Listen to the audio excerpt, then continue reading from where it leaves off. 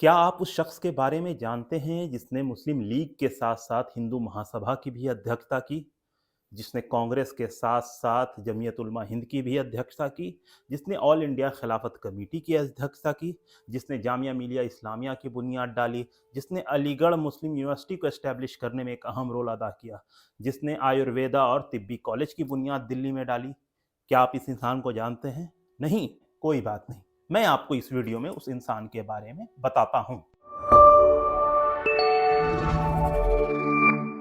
मेरा नाम है उमर अशरफ और आप देख रहे हैं हेरिटेज टाइम्स। और आज इस वीडियो में हम जिस इंसान के ऊपर बात करने वाले हैं उस इंसान का नाम है मोहम्मद अजमल खान। जी हाँ, यही वो इंसान है जिसे हम हकीम अजमल खां के नाम से जानते हैं, जिनकी यौम पैदाइश यानी 11 फरवरी को हर साल भारत सरकार वर्ल्ड यूनानी डे के तौर पर मनाती है। तो आप पूछिएगा कौन है ये हकीम अजमल खां, जिन्होंने इतनी सारी ऑर्गेनाइजेशन की अध्यक्षता की, जिन्होंने इतने सारे इदारे की बुनियाद डाली, जिन्होंने इतना काम किया। तो हकीम अजमल खां दिल्ली के एक बहुत ही प्रोमिनेंट घराने में पैदा हुए साल 1868 में। तारीख है 11 फरवरी। और हकीम अजमल खां का जो पूरा ख़ानदान है ये हकीमों का ख़ानदान है। और यही हकीम अजमल खान ने हिकमत सीखी। इससे पहले उन्होंने कुरान को हिफ्ज़ किया यानी हाफिज़ बने। और इनकी जो मकबूलियत, जो मशहूर ये हुए, उसकी शुरुआत हुई रामपुर से, जब ये नवाब रामपुर के ऑफिशियल तबीब, ऑफिशियल हकीम की हैसियत से वहाँ अपनी सेवाएं देना शुरू की। वहीं उनकी मुलाकात भारत के बड़े बड़े लीडरों से हुई, भारत के अलग अलग राजवाड़ों के राजा और नवाबों से हुई, जिसके बाद हकीम अजमल खां की शोहरत धीरे धीरे पूरे हिंदुस्तान में फैलती गई। हकीम अजमल खां जहां अमीरों का इलाज किया करते थे, जहां वो अमीरों से काफ़ी पैसा लिया करते थे, वहीं उनके यहाँ गरीबों का इलाज मुफ्त होता था। जी हाँ, बिल्कुल ही फ्री। एक तरफ जो रईस लोग हैं जिनके पास पैसा देने की हैसियत है, उनसे वो भरपूर पैसा लेते थे, कोई कमी नहीं छोड़ते थे। लेकिन जो गरीब गुरबा मिस्कीन है उससे वो बिल्कुल ही पैसा नहीं लिया करते थे, यानी उसका मुफ्त इलाज होता था। ये हकीम अजमल खां की एक शख्सियत है।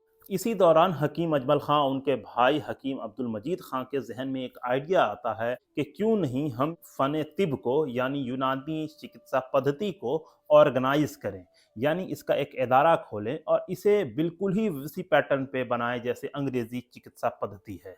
इसके लिए उन्होंने साल 1883 में मदरसा तिबिया के नाम से एक इदारे की बुनियाद डाली।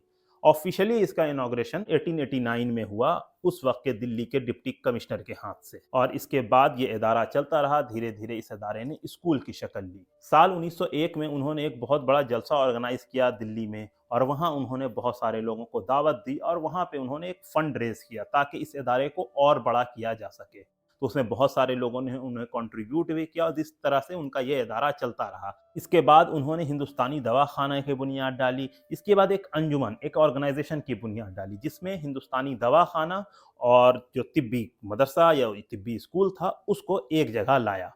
और इस तरह से एक ऑर्गेनाइज्ड वे में ये काम करने लगा। एक तरफ जहां बच्चे मदरसा तिब्बिया में पढ़ते थे, वहीं वो हिंदुस्तानी दवाखाने में आकर प्रैक्टिस भी किया करते थे। ये दवाखाना आज भी दिल्ली के बल्ली मरान इलाके में मौजूद है, बहुत ही प्रोमिनेंट जगह है। वहीं पे हकीम अजमल खां का घर भी है जिसे शरीफ मंजिल के नाम से जाना जाता है। इसी तरह से ये सारा काम ऑर्गेनाइज्ड वे में चलता रहा। उन्होंने एक जर्नल भी निकाला, उसमें वो लगातार लिखते भी रहे। इसके अलावा साल 1909 में उन्होंने औरतों के लिए एक नर्सिंग इंस्टीट्यूट, नर्सिंग स्कूल भी खोला, जो अपने वक्त में भारत का पहला नर्सिंग स्कूल था साल 1909 में। और इसकी वजह इसलिए आन पड़ी कि उस ज़माने में भारत में पर्दा प्रथा बहुत ज़्यादा था। क्या मुसलमान, क्या हिंदू, क्या सिख, सारे लोग पर्दा किया करते थे। तो उस वक्त ये ज़रूरी हो गया कि औरतों को ट्रेंड किया जाए मेडिकल फील्ड में, ताकि वो औरतों का इलाज कर सकें। तो ये हकीम अजमल खां का एक बहुत ही क्रांतिकारी कदम था जो उन्होंने साल 1909 में उठाया। इसी बीच साल 1910 में बॉम्बे प्रेसिडेंसी में ये सवाल उठता है कि आयुर्वेदा और यूनानी तिब पे पाबंदी लगाई जाए और उसकी जगह एलोपैथ, जो आज की डेट में अंग्रेजी दवा कहते हैं जिसे हम, उसको प्रायोरिटी दी जाए। तो इसके खिलाफ जिस इंसान ने सबसे मुखर आवाज़ उठाई वो थे हकीम अजमल खां। और उनका असर ये हुआ, उन्होंने जो मूवमेंट चलाया कि एक तरफ उन्होंने वैद्य को अपने साथ लाया, दूसरी तरफ हकीमों को अपने साथ लाया, इन दोनों को ऑर्गेनाइज्ड किया। और इसके बाद उन्होंने ऑल इंडिया आयुर्वेदा एंड यूनानी तिब्बत कॉन्फ्रेंस की बुनियाद डाली और इसके बैनर तले पूरे हिंदुस्तान में उन्होंने बहुत सारे कॉन्फ्रेंसेस किए। शुरुआत होती है साल 1911 से, 12 में 13 में दिल्ली में होता है। इसके अलावा कुछ कॉन्फ्रेंस रामपुर, कुछ पटना और कुछ अमृतसर और कुछ बॉम्बे जैसे इलाके में ये सारे कॉन्फ्रेंस होते हैं। और इसका असर ये हुआ कि वो अंग्रेज जो इस पद्धति को बंद करना चाहते थे, उन्होंने खुद सरकारी यूनानी और आयुर्वेदा कॉलेज खोला, जिसका सबसे बड़ा एग्जाम्पल पटना में खुलने वाला कॉलेज है। साल 1926 और 25 की दहाई में ये दो कॉलेज वहां खुलते हैं जो आज भी वहां मौजूद है। इसके अलावा मद्रास प्रेसिडेंसी में भी एक सरकारी कॉलेज खुलता है। इसके अलावा साल 1916 में जब हकीम अजमल खान ने अपने तिब्बी स्कूल को जब कॉलेज की शक्ल दी, तो उसका जो संगे बुनियाद है वो उस वक्त के वायसराय लॉर्ड हार्डिंग ने डाला। तो इससे आप अंदाजा लगा सकते हैं कि एक तरफ जब अंग्रेज बंद करने की कोशिश कर रहे थे, उसी अंग्रेज से हकीम अजमल खान ने अपने तिब्बी कॉलेज की बुनियाद डलवा दी और साल 1921 में महात्मा गांधी ने उस कॉलेज का इनॉग्रेशन किया। तो ये अपने में क्रांतिकारी कदम है। उसको आप ऐसे ही माने कि सरकार चाह रही है कि हम इस चीज को बंद करें, वहीं पे एक इंसान खड़ा होता है, उसके खिलाफ जद्दोजहद करता है और एक इदारे की बुनियाद डालता है और सरकार से उसी का इनॉग्रेशन करवाता है। तो ये एक बहुत बड़ी चीज थी। तो आज की डेट में आयुष डिपार्टमेंट वो बेसिकली हकीम अजमल खान का इन चाइल्ड है। हकीम अजमल खान ने एक ऑर्गेनाइजेशन बनाया, उसी ऑर्गेनाइजेशन में यूनानी तिब्बत और आयुर्वेदा को एक साथ रखा, अलग अलग नहीं, एक साथ। जो आज की डेट में आयुष डिपार्टमेंट में और भी अलग अलग चीजें, योगा है, होम्योपैथ है, उन सारे को एक साथ लाया गया है। लेकिन इसकी शुरुआत वही होती है साल 1910-11 में, जब हकीम अजमल खान साहब ने अंग्रेजों के खिलाफ इसलिए मोर्चा खोला क्योंकि वो इसे बंद करना चाहते थे। तो ये तो हकीम अजमल खान साहब का एक रोल है जो आयुर्वेदा और यूनानी के लिए। इसके अलावा एजुकेशन के फील्ड में भी उनका बहुत बड़ा रोल है। दिल्ली के अलग अलग इलाकों में अलग अलग इंस्टीट्यूट थे, वो उसके ट्रस्टी थे, कई के तो वो फाउंडर भी थे।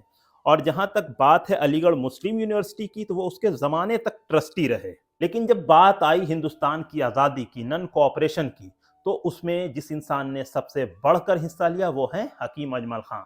आप लोगों को हैरत होगी कि जो नन कोऑपरेशन का जो रेजोल्यूशन है, उसकी सबसे पहले तायद जिस इंसान ने की वो थे हकीम अजमल खान। 1920 के कांग्रेस के सेशन में उन्होंने ही सबसे पहले इसकी बात की थी, जिसके बाद CR दास ने उसे प्रेजेंट किया था। और जब 1920 में ये हो गया कि अब जितने भी सरकारी इदारे हैं उसका बाइकआउट होगा, तो जब अलीगढ़ मुस्लिम यूनिवर्सिटी के पैरेलल में जब इदारे खोलने की बात हुई, तो जामिया मिलिया इस्लामिया की स्थापना हुई, जिसको स्थापित करने में सबसे अहम रोल जो है वो हकीम अजमल खान का है।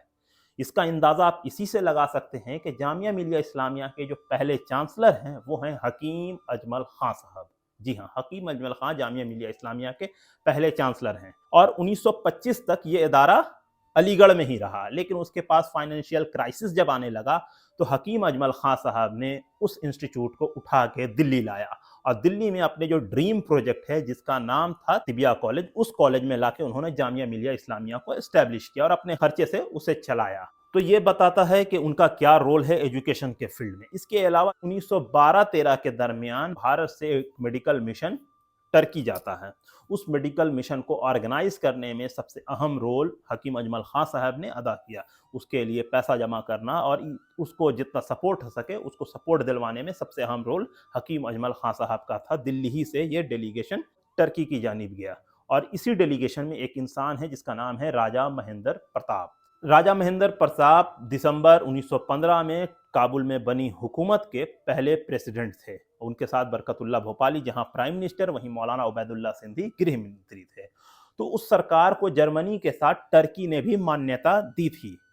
तो वो मान्यता इसलिए मिल गई क्योंकि 1912-13 के दरमियान भारतीय लोगों ने टर्की की मदद की। तो जब भारत को जरूरत पड़ी तो टर्की ने भी इनडायरेक्टली उन्हें मदद की, उनकी सरकार को रिकॉग्नाइज करके। तो ये एक डिप्लोमेटिक चेन आपको समझ में आएगा किस तरह से हकीम अजमल खान की वजह कर इंडियन फ्रीडम स्ट्रगल को बाहरी सपोर्ट मिलना शुरू हो गया।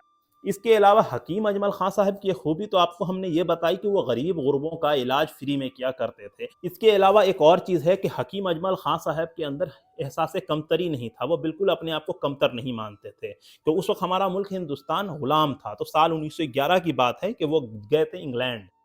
तो इंग्लैंड में एक बहुत मशहूर सर्जन गुजरे हैं जिनके अंडर में डॉक्टर मुख्तार अंसारी साहब, जो बाद में कांग्रेस के प्रेसिडेंट भी बने, वो उनके अंडर में काम कर रहे थे। तो हकीम अजमल खां की मुलाकात डॉक्टर मुख्तार अंसारी ने वो मशहूर सर्जन जिनका नाम स्टेनली बॉयड था, उनसे करवाई। और वो उस वक्त कोई इलाज कर रहे थे किसी मरीज का, जिसको देखते के साथ हकीम अजमल खां साहब ने कहा कि इसे ये नहीं, ये मर्ज है।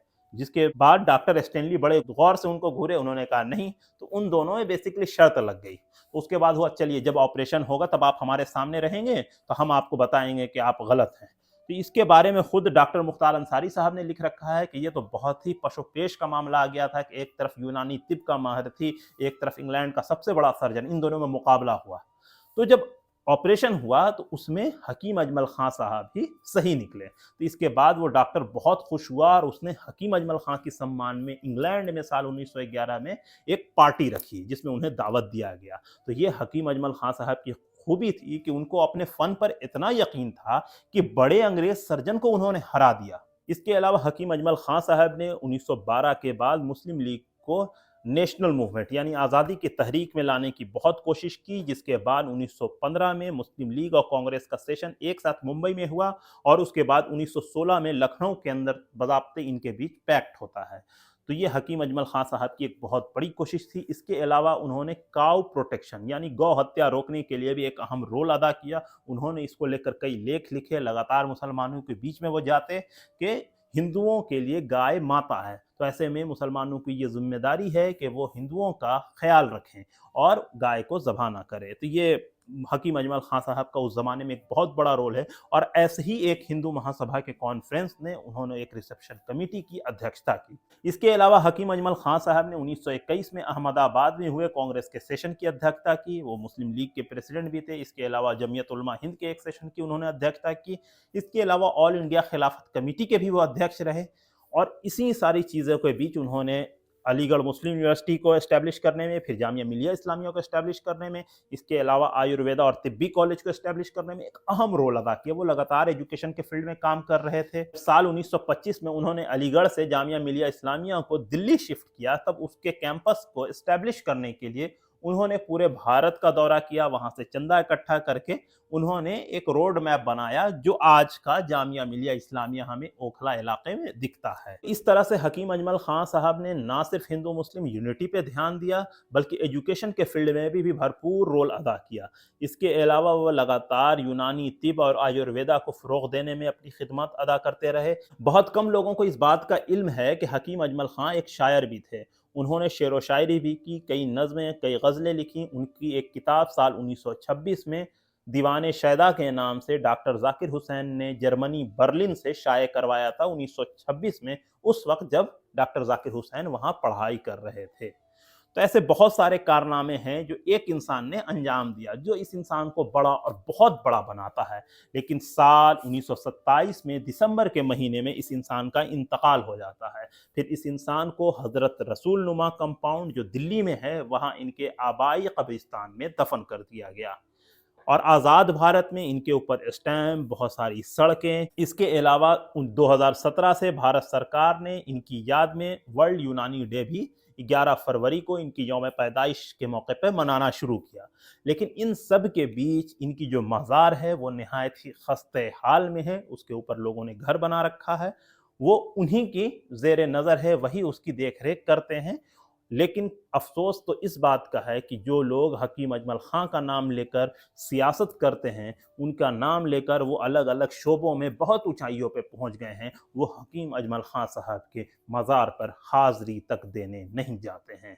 तो ये एक वीडियो था जिसके माध्यम से हमने हकीम अजमल खां साहब की पर्सनालिटी, उनकी शख्सियत और उनके कारनामों को आपके सामने पेश करने की कोशिश की।